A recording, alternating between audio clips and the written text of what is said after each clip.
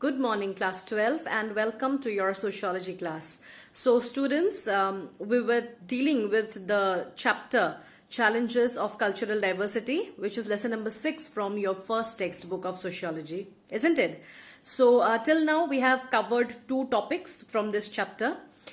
We discussed about the meaning of cultural diversity. We tried to understand the meaning of community, community identity, community markers, and then we went on to understand about the meaning of a state, and also we tried to understand the various elements that makes a nation state, isn't it? And then we try to understand the various ways through which nation states can be brought together, isn't it? We talked about the two main policies of integration and also assimilation. So after that, we went on to discuss about the cultural diversity of India, isn't it? We talked about the diversities in India as regards to the religion, language, etc. And as a whole, we tried to understand why India is called a country with lots of diversity, yet it is united since independence, isn't it? So these were some of the topics that we have discussed so far in this chapter. And today we will be dealing with a very short topic, which is very much a part of this chapter. And that is regionalism in the Indian context. So students, get ready for the class. We have a very interesting topic coming up. Regionalism in the Indian context. So let's begin with the objectives of today's topic. So the first objective is to understand the meaning of regionalism, and the second objective for today is to analyze regionalism in the context of India. So let's begin with today's topic by knowing about the meaning of regionalism. So regionalism, it is a feeling of loyalty. It is a feeling of belongingness to a particular part of a country. Okay, and it is, this sentiment of regionalism is so big, it is so pure and powerful that because of this sentiment, there is a wish in the people to be more politically independent. Okay, so when we talk about regionalism, it is not just a territorial unit, a feeling about a territorial unit, but it is the culmination of socio-economic and political factors all together. So it is a feeling of loyalty, a feeling of belongingness, a sense of belongingness to a particular region. So when we talk about the origin of regionalism in India, then we can find regionalism in varieties, For example, we can find it in terms of languages, cultures, ethnic groups, communities, religions, and so on. So based on all these diversities, we can say that there is regionalism in India.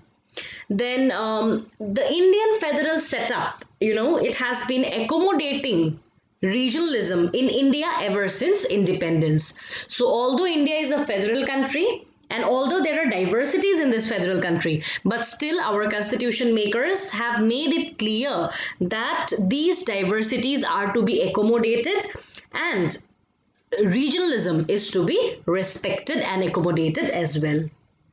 So if we talk about the Indian context and go back a bit to history, then we can see that in 1947, after India got independence, then the Indian government decided to continue with the British-Indian arrangements, dividing India into large provinces called presidencies.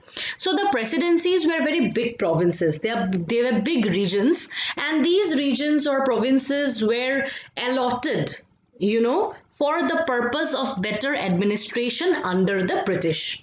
But when the British left India, when we got independence, even then our government decided to continue with the British arrangement of dividing it and keeping it into provinces called presidencies. So there were three major presidencies: the Bombay Presidency, the Calcutta Presidency, and the Madras Presidency. And within these major presidencies, there were huge multi-ethnic as well as multilingual states which we find today. Okay, so there were many ethnic communities, there were multiple language states which we find in the present India.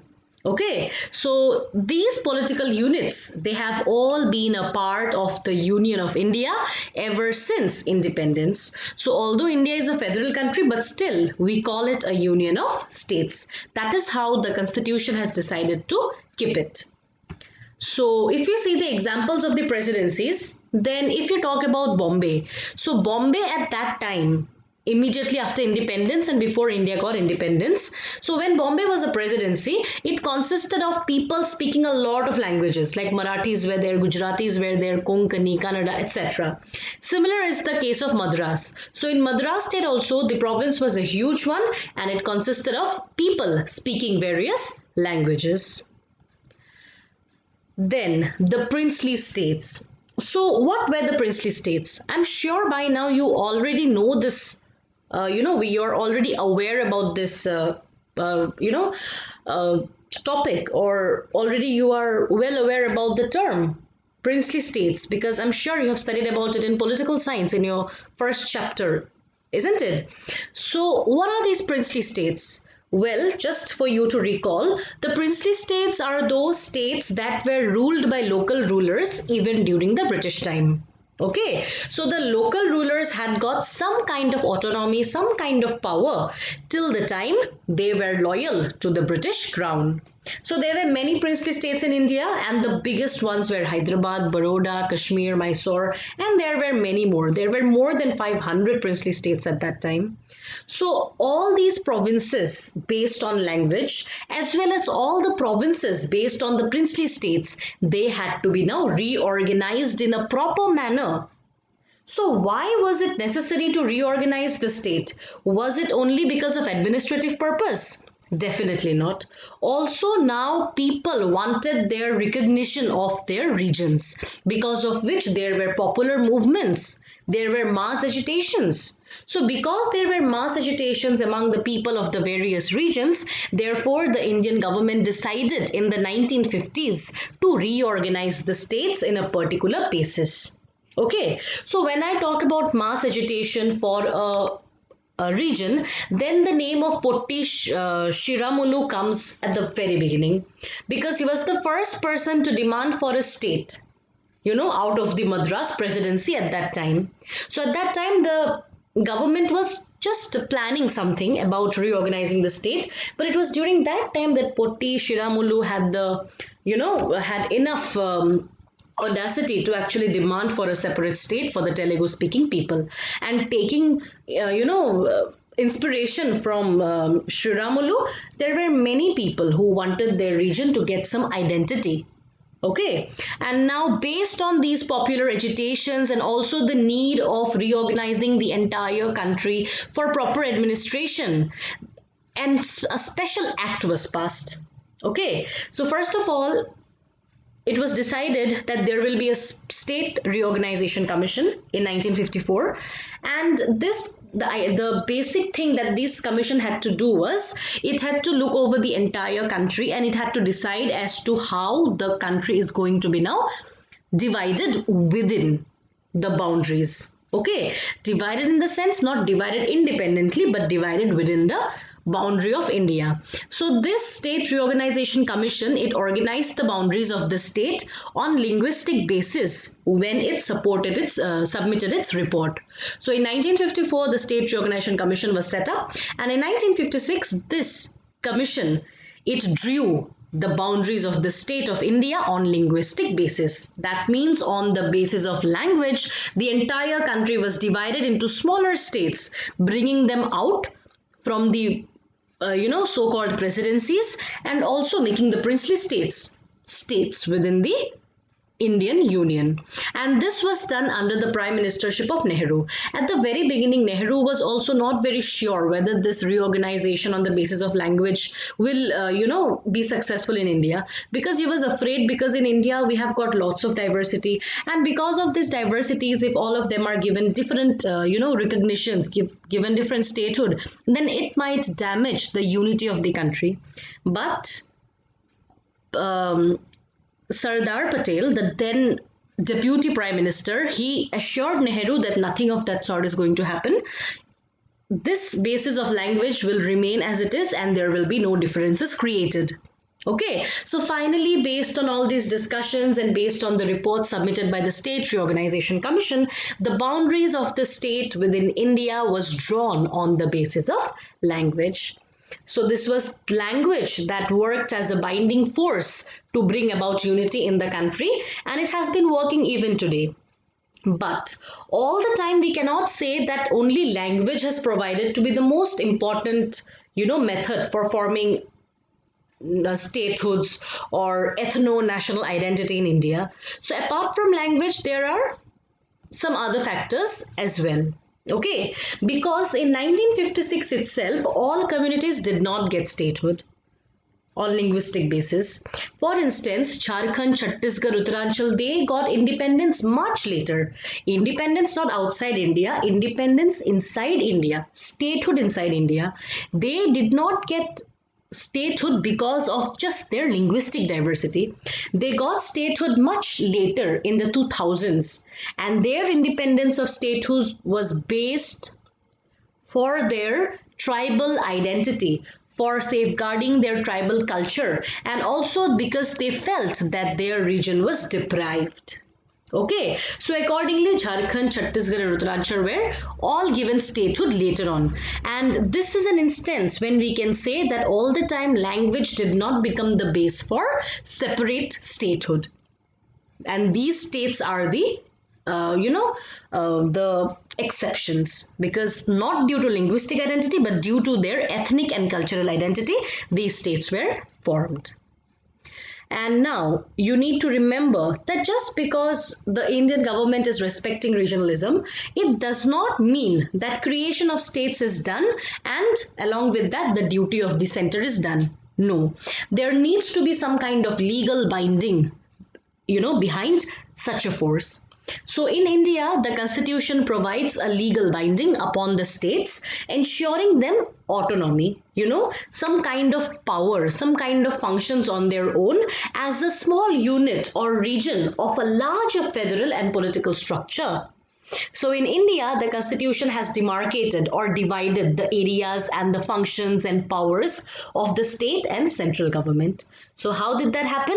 That is made possible by the three list. I'm sure you must be aware about this list. You have been studying about this since you were in class 6, 7 and so on. But still, just for you to recall, I'll tell you what this list consists of. So there are three lists: union list, state list and concurrent list. The union list consists of those subjects that are under the control of the central government, and only the central government can make laws on the subjects and listed in the union list. The state list consists of subjects that are completely under the state or regional government, and only the state government can make laws on the subjects included here. Concurrent list is a special list because it consists of subjects that are the responsibilities of the central as well as the state government. So laws on these subjects can be made both by the center as well as the state government. So because of these three lists, it is now clear to us that the constitution has got certain, has given certain responsibilities to the state itself. State also along with the central government, not just making it merely a state or a political unit, but by actually giving it some power of its own. So apart from these three lists, there are some other privileges given to the states as well. For example, the members of the state legislature determines the composition of the Rajya Sabha. So how many ministers will be elected to the Rajya Sabha, everything is decided according to the state legislature. I'm sure you studied about this in class 11 of political science, so it will help you here. Then again, there are many commissions and committees which are formed to decide center-state relations. So here we can see that only the center is not the most powerful, but even the states have been given power, duty, function and autonomy of their own. So there are several problems also in the Indian federal setup as the regions are concerned. So in India, everything was working fine until the 1990s when liberalization came. So during the era of liberalization, the regional actors or the regional leaders became very tensed. They became tensed because of their inter-regional economic and infrastructural inequalities. They felt that all the regions were not doing equally well in India because many of the companies and many of the investors from outside, they come and they tend to settle and establish and invest in those states which are already developed in certain spheres. and those states which were already backward, they remained backward. So the state actors saw that there was inter-regional economic and infrastructural inequalities. So all regions were not growing in a similar manner. And there is a gap present among the states in India due to the persisting economic problems and growing regional sentiments. So, people, even today, there are fights and quarrels between two states in India because and the people of the various regions, they keep on blaming the central government, stating that some of the states are given importance while some are not. So this kind of problems, it will always keep on persisting, and it will be solved only after we tend to take a, or we tend to see it from a different dimension. So this is your homework. You just need to answer these two small questions, and then you need to submit it by tomorrow itself. And also a reminder once again, your chapter test is due on Thursday, 28th of May, on social institutions, continuity and change, and the time is sharp 11:30 a.m. Please update your DSLite app latest by Wednesday or Thursday morning, and you need to log in before 11:30 a.m., at least 5 to 10 minutes before, so that there is no issues later. And please be in such a place where there is good internet connection, because I don't want anybody to be absent this time. Okay, so that's all for today, students. Thank you so much for your cooperation. We shall meet again on Thursday.